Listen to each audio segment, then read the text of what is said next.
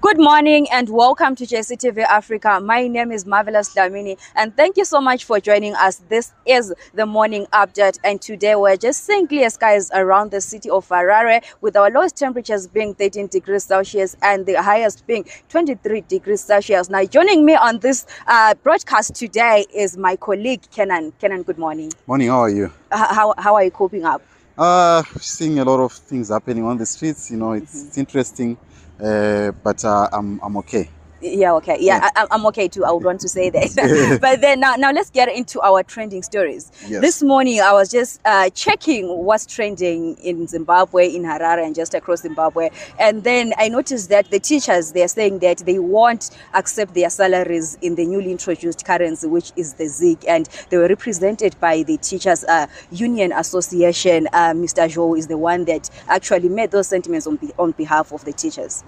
Yes, it goes on to show how so much people are not having much confidence in the ZIG because there was a joke that was actually circulating that the ZIG is not backed by God but it's backed by the police, and I saw many of them on the streets clamping down on money changers, and the teachers have got every reason to be worried because the rate when it is calculated at the bank rate versus the US dollar.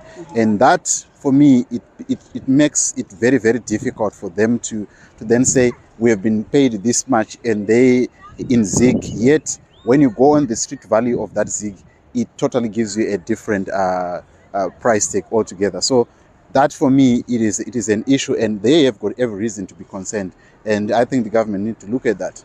Yeah, those were the exact points that were raised by Mr. Joe when he was talking about the teachers refusing to get their salaries in ZIG, because he was saying that the government itself doesn't seem to have confidence in the ZIG, looking at the fact that many governmental institutions, they are still using the US dollar instead of the introduced currency. So the teachers are saying that if they want them to trust the ZIG, the government should first trust the ZIG. And as of today, I was just looking at the trading of the ZIG on the market, and it has depreciated to about 19.7% on the black market. Yes.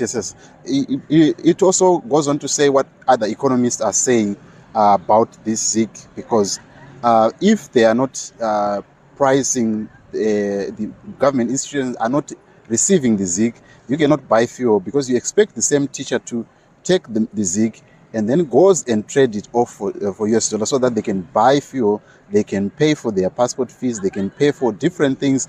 And that for me, it is disingenuous, even though they are saying that with time people are going to get used to it. But if you have confidence in it, use it in your government institutions, then everyone else can follow suit, they can accept. People, when we attained our independence, or even in the early 2000s, people were receiving their salaries in the local currency. So now that we are in this era where people have lost confidence over the years in the local currency, it is very, very imperative that the government takes the initiative of trusting in their local or their own currency so that it can instill confidence in the public.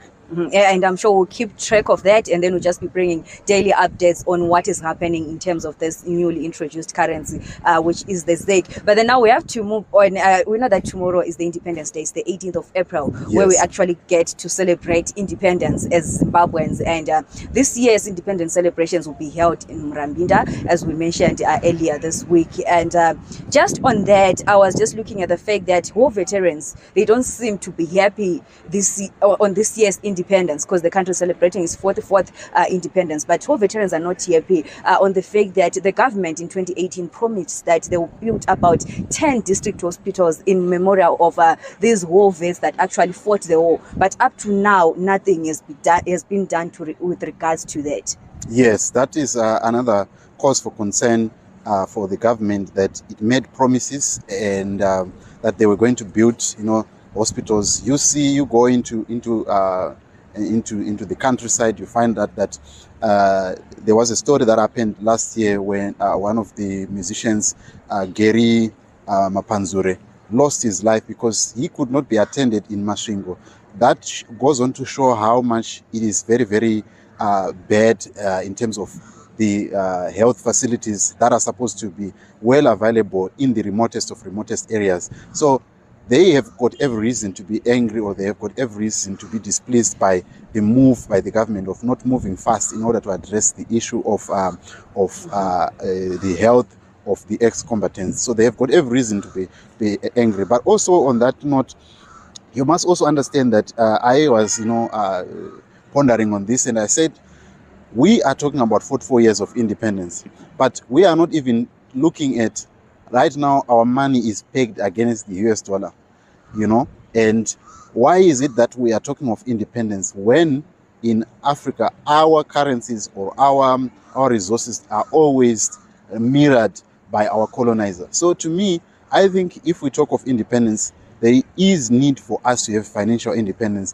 from our colonizer, so that we don't keep on, begging for them, or even, relying, like right now, a lot of African countries, they rely on the colonizer for food aid, which is very, very, very deplorable, to say the least. But Africa still needs, or even Zimbabwe still needs, that financial independence, whereby we don't rely on our colonizer for us to call ourselves free from the shackles of colonialism.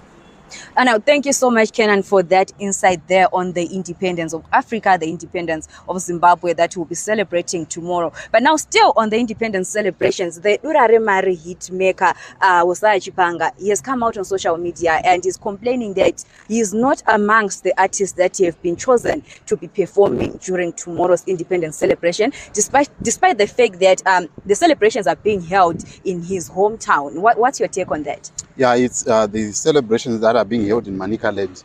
And one must also applaud the president, or this Second Republic, for rotating these celebrations, because we always knew that they were always held in Harare. But coming to your point of Hosea Chipanga, that he has been excluded, he's not only the only one that has been excluded. There is also Daniel Gonora, that blind man who plays in the streets, and he also cries that, okay, I also need to be part of that so that I can not continue playing in the street. And Hosea Chipanga is yesterday hitmaker. He also was appreciated by the former president Robert Mugabe at some point. And they are accusing him of going against the government. And in 2018 there was a time when he actually played at the MDC rally. So probably they are still holding that grudge that you can't be ZANU-PF, you can't be MDC, you want people that are loyal to the party. So I think it is being played on party cards, so to speak. Okay, yeah, that's an interesting insight there.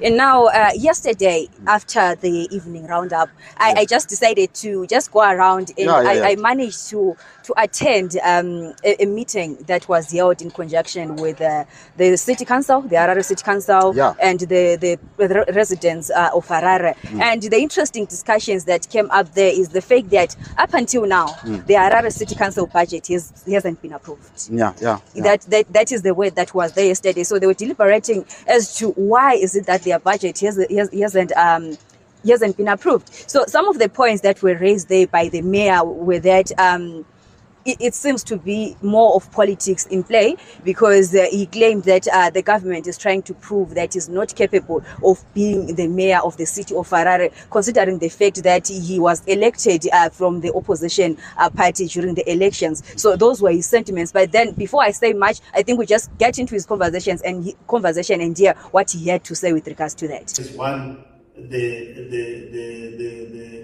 the other part of government. When there's a zebra system like this one, it can create dissonance and confusion, because you are being supervised by the person you beat in the election. So munhu wawakunda muexam ndiye akunzi ngaamake exam rako. Pama-election vanhu vanenge vadecide kuti no, kupati kugovernment tiri kudava, kucouncil tiri kudava.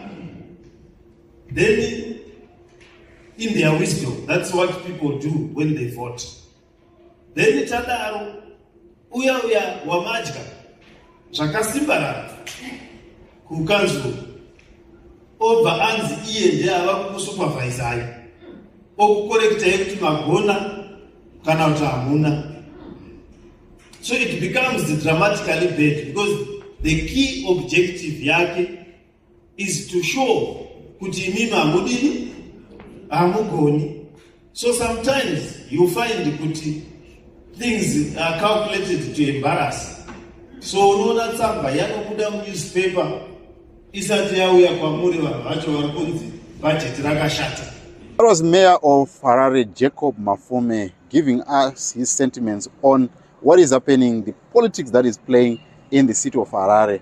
And it is a very topical subject, Marvelous, when you look at how politics play at the expense of the residents. What is your take on what is happening in the politics and what Mayor Mafume said? Okay, so with regards to what Mayor Mafume said, I'm looking at the fact that he also highlighted the fact that Zinara hasn't been able to give them any money to fix the roads, looking at the fact that the money goes to them and then it has to be distributed back to the city for the roads to be fixed. But he also raised the point that the roads in Harare now is no longer the sunshine city that it used to be, because there is no refuse collection. The roads are not as what they're supposed to be because of the fact that money is being withheld somewhere else, just to try and prove points and just to try and see who has got the power in terms of politics. But I think at the end of the day, we're looking at the fact that the residents, as the residents, are the people that are suffering on the ground at the end of the day, because if the roads are not fixed, we are the ones that use those roads going to our places, we are the ones that use those roads doing different places around the city and just outside the city. So if we've got no roads, we have nothing to actually lean on to say, this is the road that goes to my place. You can just say, you know, some people were just saying, Hanzi Kwasarandangariro.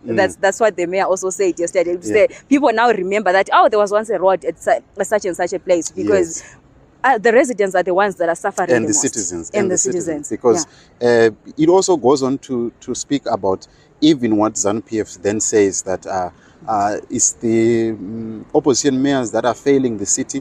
But then if you look at where they are managing, where they are strongholds, where they've got the majority, they've got councillors, they've got MPs there, they are also failing. They are also failing to make sure that they bring an example to the citizens. They always blame. So politics is at play at the expense of the citizens. Yes, that's very true. That's very true. And then today, it's just for before we wrap up our morning show, in the evening on our daily roundup, we'll just be talking about how people are viewing the independence, people on the streets, because we've spoken about how veterans feel and how artists feel, but we haven't spoken to the people on the streets, just the general citizens. We want to hear their feeling about tomorrow's coming independence. 44 years. Yeah, are they going to celebrate the independence, or they will just be around going about their business? We'll just hear that in the afternoon. But thank you so much for tuning in. My name is Marvelous Lamini here on JCTV Africa with my colleague Kenan. Join us again in the evening for the Daily Round.